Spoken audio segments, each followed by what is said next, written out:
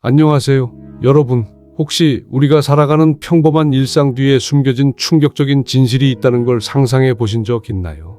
겉으로는 다정한 부부, 평범한 가정 같지만 그 안에서는 상상도 못할 비밀이 꿈틀거리고 있었습니다. 오늘 제가 들려드릴 이야기는 겉으로는 행복해 보이던 한 가정의 무너짐, 그리고 그 속에서 드러난 믿을 수 없는 진실입니다. 과연 사랑은 왜 배신으로 끝났을까요? 그리고 남겨진 사람들은 어떤 선택을 할 수밖에 없었을까요? 여러분, 오늘은 절대 끝까지 들어주셔야 합니다.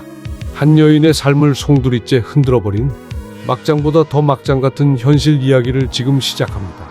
여기는 이웃들 이야기입니다. 저는 평범한 여인이었습니다. 특별한 꿈도 없었고 화려한 삶도 바라지 않았습니다. 그저 착하고 성실한 남자와 가정을 꾸려 소소하지만 안정된 삶을 살고 싶었죠. 남편을 처음 만날 때였어요. 그때 저는 도서관에서 아르바이트를 하고 있었습니다. 늦은 밤 리포트를 쓰던 한 남자가 제게 다가왔습니다. 저 볼펜 좀 빌려주실 수 있을까요? 전 부끄러워 어색하게 웃으며 손을 내밀었죠. 그 손이 제 운명이 될 줄은 몰랐습니다. 그는 자주 도서관에 왔습니다. 리포트를 핑계 삼아 사실은 저를 보기 위해서였죠. 책을 빌리며 작은 대화를 나누고 그의 진지한 눈빛은 점점 제 마음을 흔들었습니다. 우리는 결국 가까워졌고 사랑에 빠졌습니다. 저는 그의 진심을 믿었습니다. 결국 우리는 결혼을 했습니다. 결혼식 날 그는 제 손을 꼭 잡으며 말했습니다. 앞으로 평생 널 지켜줄게.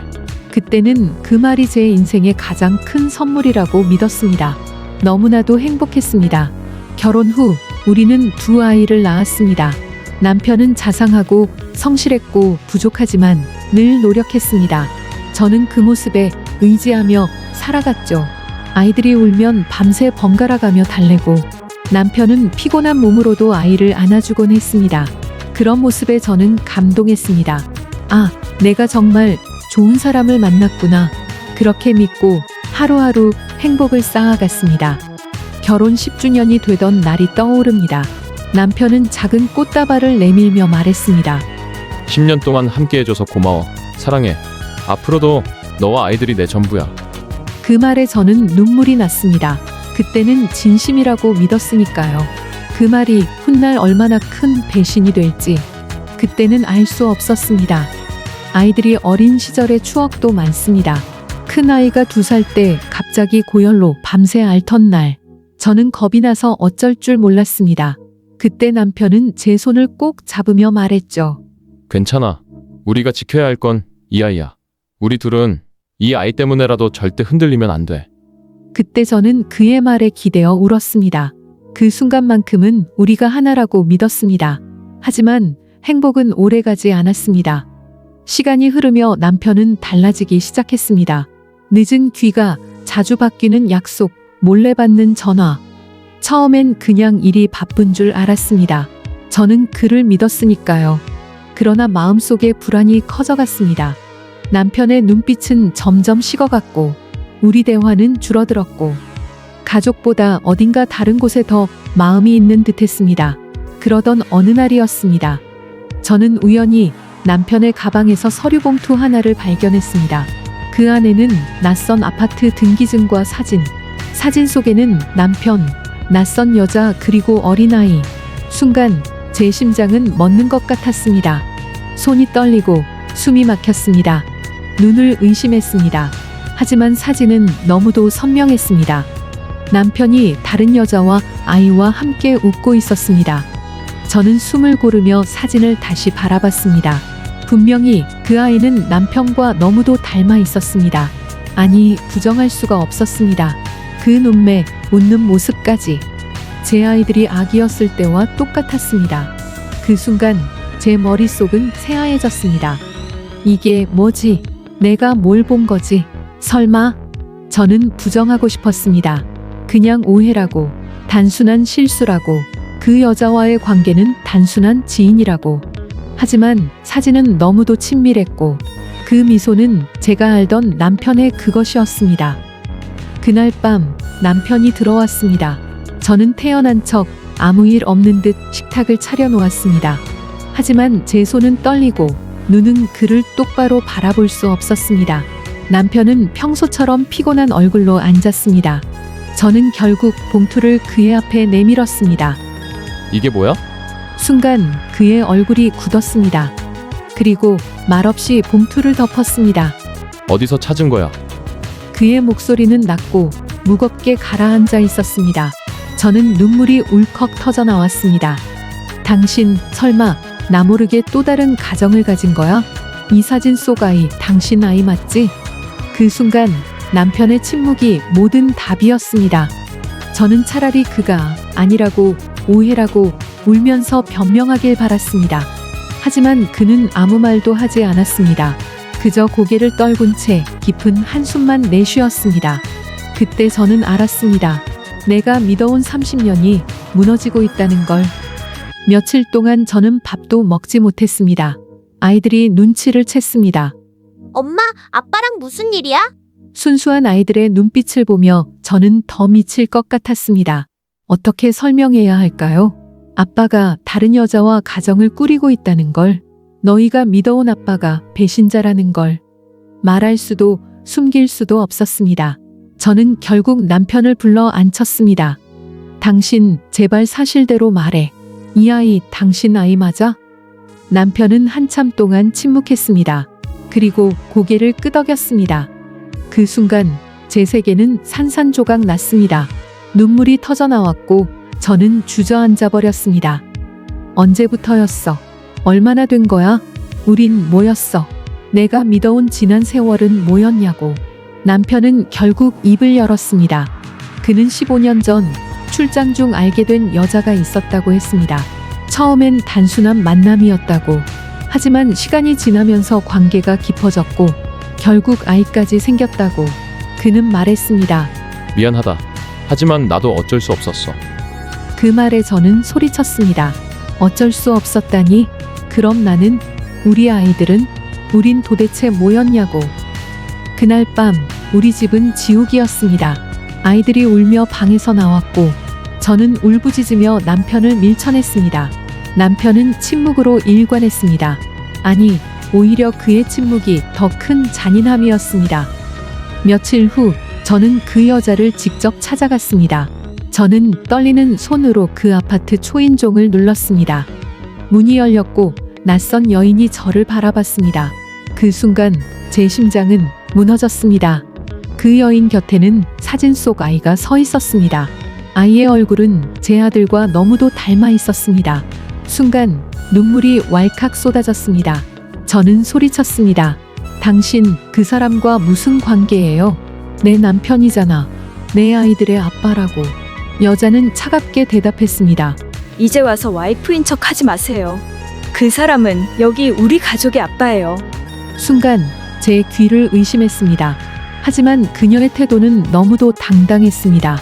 저는 무너져 내렸습니다. 저는 그 집을 뛰쳐나왔습니다. 심장이 미친 듯 뛰었고 눈물은 멈추지 않았습니다. 길 위에서 저는 주저앉아 하늘을 올려다보며 울부짖었습니다. 왜 나한테 이런 일이 일어난 거야? 그날 이후 저는 완전히 무너졌습니다.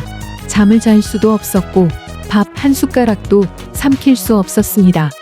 그런데 더 큰 문제는 제 아이들이었습니다. 큰아들이 조심스럽게 제게 물었습니다. 엄마, 아빠가 다른 여자랑 산다는 게 사실이야? 저는 대답을 할 수 없었습니다. 입술이 떨려 아무 말도 나오지 않았습니다. 그러자 아이는 분노에 차서 외쳤습니다. 아빠는 우리를 버린 거야. 엄마, 우리 가족은 다 뭐야? 거짓말이었어?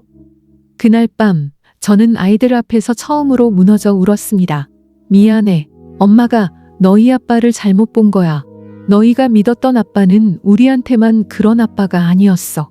작은 아이는 그 말을 듣고 울부짖으며 소리쳤습니다. 싫어. 아빠는 우리 아빠야. 다른 아줌마, 다른 애기, 다 거짓말이야. 그 울음소리에 제 가슴은 찢어졌습니다. 아이들에게는 여전히 아빠가 필요했는데 그 아빠는 이미 다른 집에서 또 다른 아이의 아빠로 살고 있었던 겁니다. 며칠 뒤 남편은 집으로 돌아왔습니다. 하지만 그 눈빛에는 죄책감보다는 체념이 담겨 있었습니다. 나도 힘들어.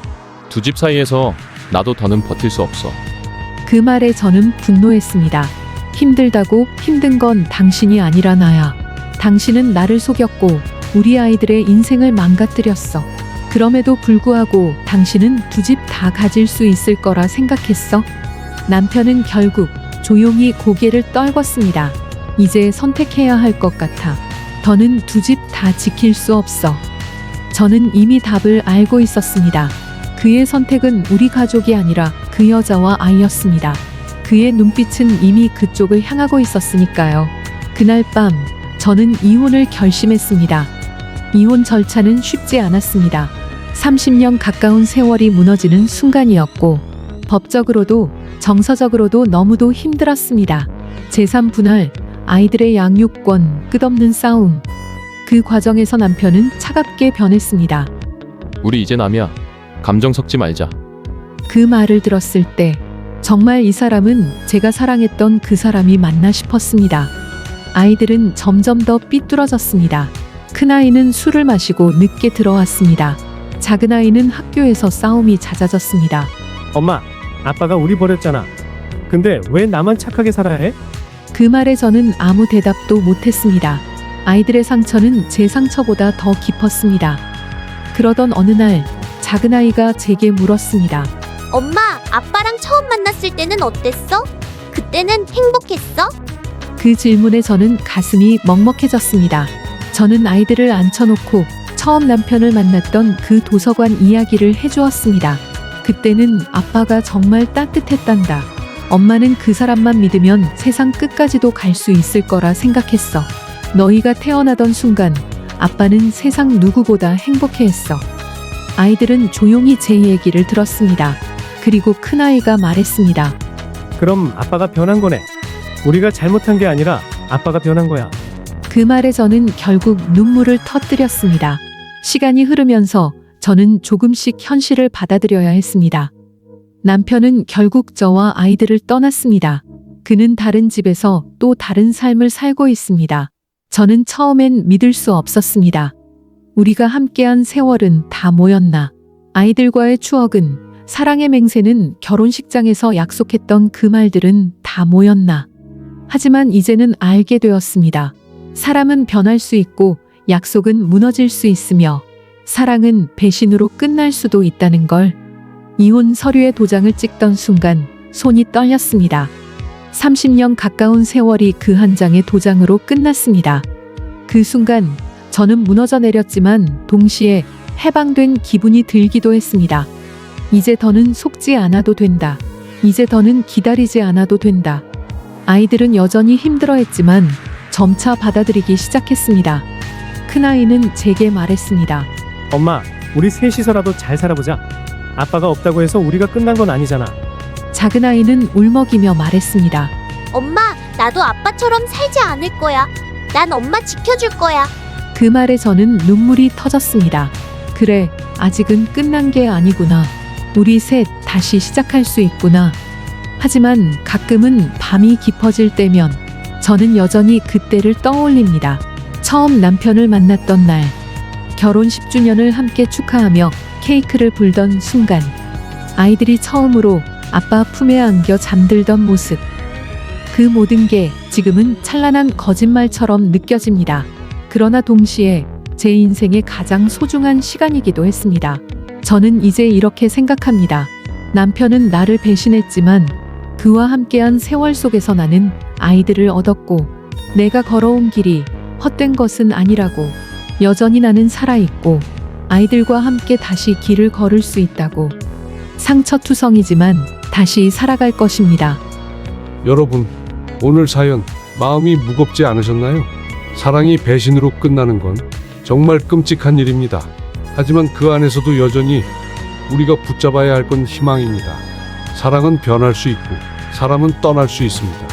그러나 끝까지 남아있는 건 나 자신이고 내 곁을 지키는 가족입니다. 혹시 오늘 이 사연이 누군가에게는 위로가 되고 누군가에게는 경고가 되기를 바랍니다. 인생은 막장 드라마보다 더 드라마틱하지만 우리는 그 안에서도 다시 일어설 수 있습니다. 여러분, 오늘도 끝까지 함께해 주셔서 감사합니다. 저는 다음 시간 또 다른 사연으로 찾아오겠습니다. 여기는 이웃들 이야기였습니다.